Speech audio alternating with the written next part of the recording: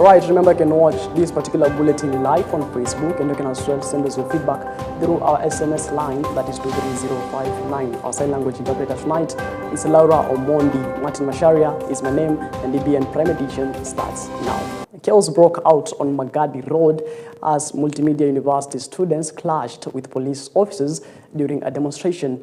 The students, angered by the suspicious death of second-year student named Lamek Mwangi, took to the streets to demand answers from security officers and the government. As tensions escalated, police used tear gas to disperse the protesters, while students responded by throwing stones. The confrontation disrupted traffic and created a scene of chaos in the area. The unrest follows the tragic discovery of Lamek Mwangi's body on Sunday under unclear circumstances. This death has raised numerous questions among the students' body, who are now calling for transparency and accountability from the authorities.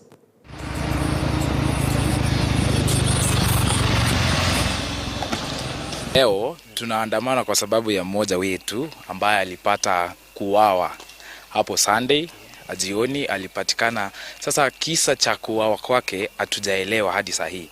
Kwa hivyo we demanding justice for our own, and we want at least they disclose the information to us, how it went down, alikufa aje, and how he was found akiwa kwa barabara akiwa amekufa. Kwa hivyo leo hii tumekuja hapa, tunataka justice. We want justice for able our colleague Lamek Mwangi. Jana early in the morning around 4 kulikuwa na accident, a hit and run pale kwa ule mlima pale. It involved a student, a second year student. It was attended to. Unfortunately, the student had succumbed. Investigation is ongoing. Now, this is the trigger. Kazi yetu ni kuwarudisha ndani na kufungua barabara na kuzuia pia kwa damage magari. But we have been injured. Several of my officers have been injured. But we are really restraining ourselves. Right, moving on, President William Ruto has embarked on a 3-day visit to Nairobi with a focus on promoting development initiatives aimed at improving the lives of Kenyans across the city. Starting his tour in Shauri Moyo, an area within the Kamukunji constituency, President Ruto highlighted the key projects that are expected to bring significant economic benefits, particularly to the youth. One of the major projects discussed was the Affordable Housing Initiative, which is said to create thousands of jobs for young people across the country. President Ruto emphasized the importance of this project in addressing the housing deficit while providing employment opportunities for the youth. In addition to affordable housing, President Ruto also spoke about the Nairobi River project, which involves the construction of a 50-kilometer sewerage pipeline. This ambitious project, he said, aims to reduce pollution in the Nairobi River while also providing employment for up to 30,000 young people. Na hii muradi ni mradi ambayo itapatia vijana wa Nairobi, vijana 40,000 watafanya kazi katika hii program ya Climate Works na mambo ya Nairobi River Commission. Nairobi hoye! Vijana wa Nairobi muko tayari ama muko tayari? Nairobi muko tayari? Mimi najua kwanza tuko na vijana 22,000 tayari. Lakini mimi natangaza hapa leo ya kwamba tutaongeza vijana wengine 18,000 waungane katika mradi huu wa Climate Works, ndio watusaidie katika hii mradi ambayo ni mradi mkubwa sana katika mji wetu wa Nairobi. Mradi ambayo itasafisha mji wa Nairobi, itaondoa solid waste, itaondoa sewage ambayo inaharibu manyumba yetu, inaharibu miji yetu, inaharibu masoko yetu, inaharibu barabara zetu. Hii mradi itatupatia nafasi ya kupanua Nairobi River, ya kudeepen Nairobi River na kujenga sewer line kilomita 60 ya maji ya takataka ambayo itasafisha hii Nairobi. Nairobi iwe ni mji safi. Nairobi iwe ni nchi ama ni mji ambayo unaheshimika, kwa sababu Nairobi ndio capital city ya Kenya, na vile vile Nairobi ni capital city ya mazingira, ya UNEP, ya United Nations, ya Habitat katika mji wetu wa Nairobi, nchi yetu ya Kenya. Leo tunaenda kuanzisha mradi pale ya karibu shilingi bilioni 50 kujenga sewage system kilomita 60 ya hapa Nairobi. Kilomita 60. Ile maji taka ambayo imekuwa ikiwasumbua, ile sewage ambayo ilikuwa inaenda kwa manyumba yenu, inaenda kwa biashara zenu, inaharibu barabara zetu, hiyo sewage sasa tutaipangia, tutahakikisha ya kwamba dunia hiyo inakaa sawa sawa, na tutaajiri vijana 30,000. Vijana wa hapa Kamukunji, mko tayari? Right, moving on to the corridors of justice. The Chief Executive Officer of the Ethics and Anti-Corruption Commission, that is Abdi Mohamud, has informed the Senate's Public Accounts Committee that a total of 146 corruption cases related to county governments have been forwarded to the Director of Public Prosecution for further action. Speaking before the committee, Mohamud emphasized that the EACC is actively investigating several corruption cases within various county governments. However, he faced tough questioning from senators regarding the status of ongoing investigations. Over 3,000, 4,000 reports. When we delay in investigating some of the reports that were forwarded to the EACC by the Senate, it's not by wish, it is just because we are deficient in human resource. And it is not that, again, let me also mention we have a prioritization mechanism where, because of the number of reports we receive, we consider three things for one to take a higher percentage. Number one, we look at the value of the money involved. Number two is the public interest involved, and number three is the personality involved.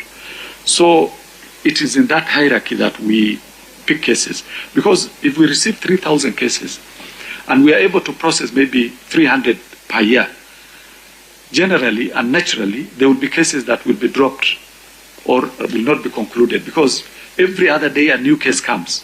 So we had to come up with a system to prioritize, and that is the system we currently have in place. So and it is digitalized. And let me also just mention something the Vice Chair of the committee mentioned about the, I want to tie that to what he mentioned about the Pilau issue, which was about 4 million. If you follow what I was just mentioning about the prioritization category, that will not come to the top of the prioritization, because 4 million really, here are cases that are worth billions of shillings. And here, I know it concerns you and it concerns your people, but unfortunately it will not take precedent over other, or it will not come first before the others. Right, moving on, Wiper Party leader Kalonzo Musyoka has strongly condemned the recent spate of abductions following the release of Wajir member of parliament, or rather member of county assembly, who had been missing for nearly 6 months. The MCA, who was allegedly abducted in Nairobi, was released on Saturday night at around 9 p.m. after enduring months of uncertainty. Speaking on the matter, Kalonzo demanded that those responsible for the abduction be swiftly brought to justice and be charged. He referred to the perpetrators as stone-hearted individuals who hold the reins of power and called for greater accountability.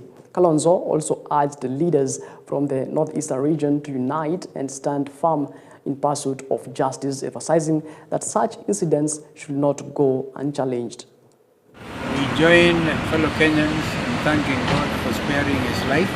He has spent the last 6 months in unlawful custody. In fact, there are people who go through normal trials and they get sentenced. They get sentenced to 6 months in prison. His abductors released him unconditionally and told him to keep quiet.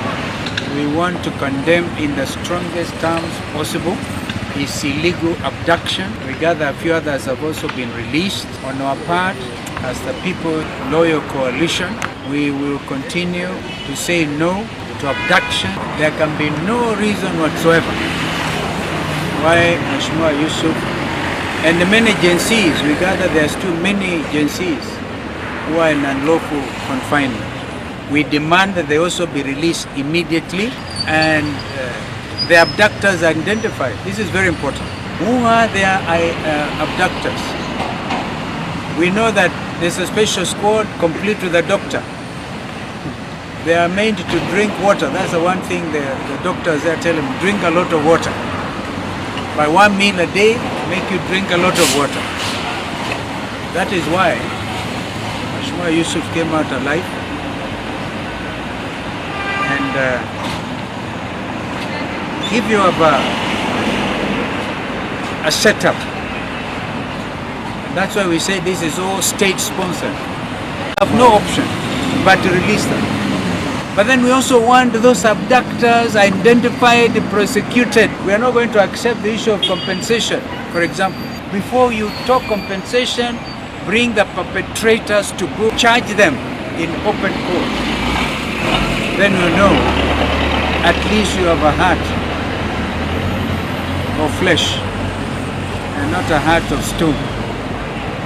We are dealing with stone-hearted individuals in this country who hold the reins of power, who think they can establish torture chambers. And we want MPs from the Northeast, for example, to stand out. To stand out. Stand up also. Let nobody be user-friendly by a regime that has gone rogue. All right, moving on. Dennis Itumbi, head of special projects at the Office of the President, has strongly refuted claims made by former Deputy President Rigathi Gachagua that the Bomas of Kenya has been sold. In a statement issued on Monday, Itumbi described Gachagua's allegations as misleading and an attempt to mislead the public and derail nation progress.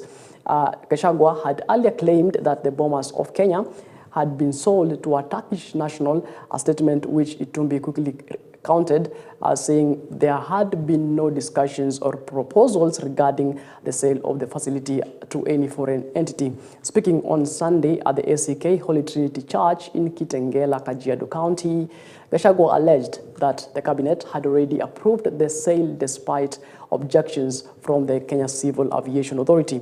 Gachagua further claimed that the sale had been extended to include prison lands.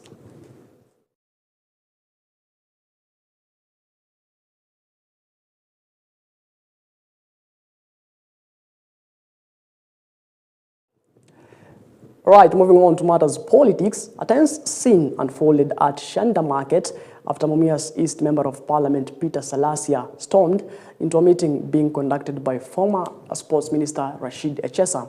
The incident, captured on video and widely circulated on social media, showed Salasia arriving at the venue in his car and abruptly interrupting Echesa's address on the development of the sugar sector under President William Ruto's government.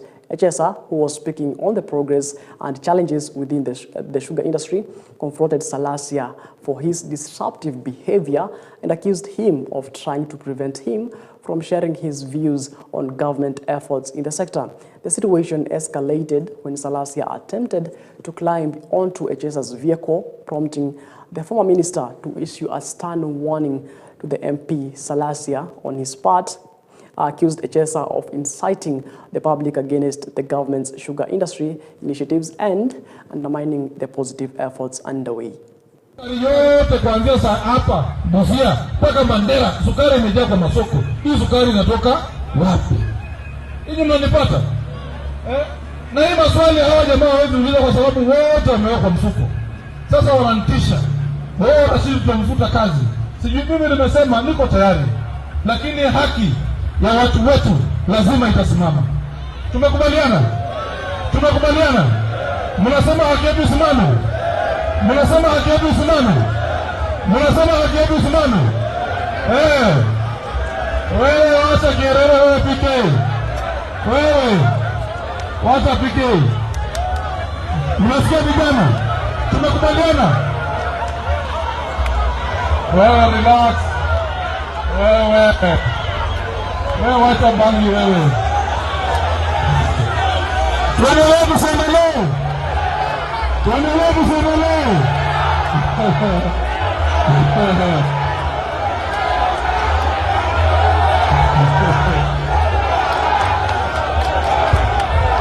Wewe vijana. Wewe ni mpaka mdogo relax. Tuendelee tusendelee. Tuendelee tusendelee. Kwa hivyo ninyi msikize. Wewe vijana relax. Ninyi mnasikia? Ninyi wachana na PK. Mimi niko na haki ya kuongea mambo yenu. Hii kelele huyo konayo anajengewa nyumba wewe. Wewe kijana. Wewe unajengewa nyumba wewe. Wacha kelele wewe. Tuseme tusiseme. Tuseme tusiseme. Pika anajengewa nyumba, ajengewa nyumba. Sema ajengewa nyumba huyu. Wewe usijaribu kupanda gari yangu my friend. Don't try me. Don't try me. Don't try me. Tuendelee tusendelee.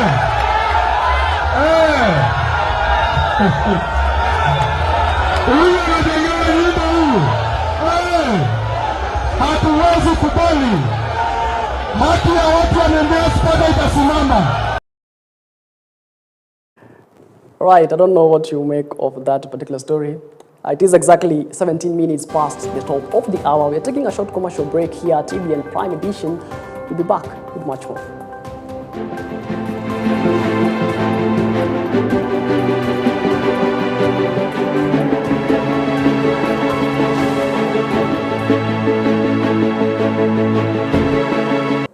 I beg your pardon, Jerono Kese confirmed that the discussions with the club's directors, it was agreed to drop the case and release the accused youth without conditions.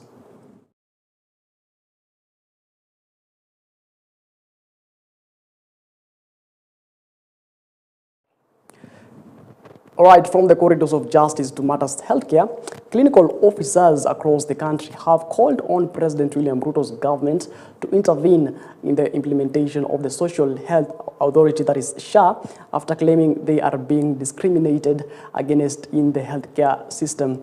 During the 16th Scientific Conference of Clinical Officers held in Malindi, their leadership expressed concerns over the authority's actions, alleging unfair treatment and exclusion from key healthcare decision-making processes.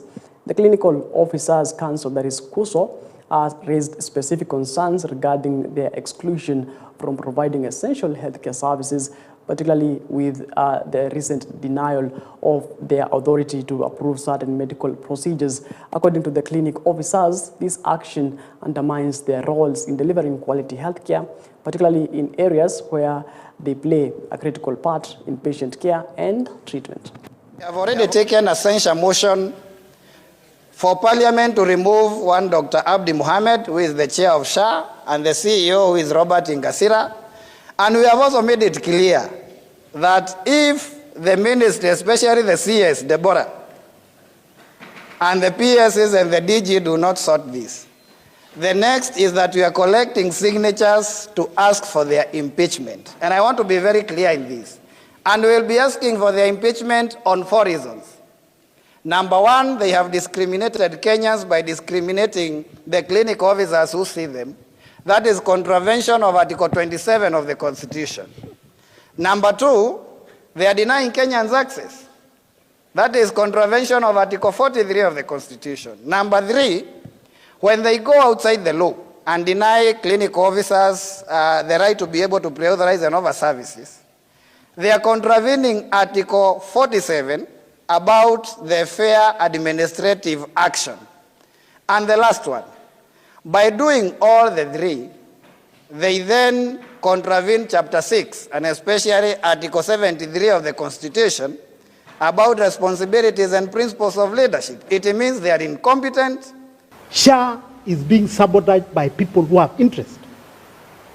If you don't come out of office and address these particular issues, clinical officers have been in strike for more than 15 days just to request to be involved in SHA. These are people who are ready to work, and they are begging that they are given to work. It is unconstitutional, and we cannot allow in this country. The last address is our elder brothers, KMPDC. That is where the problem sits. These guys have hijacked healthcare. They assume it's them running the whole process. All right, moving on. The Meteorological Department has issued a warning to residents across Kenya, urging them to prepare for heavy rainfall that is expected to continue for the next 3 days. The rains, which began on Sunday, are forecast to last until Tuesday, affecting more than 30 counties. Dr.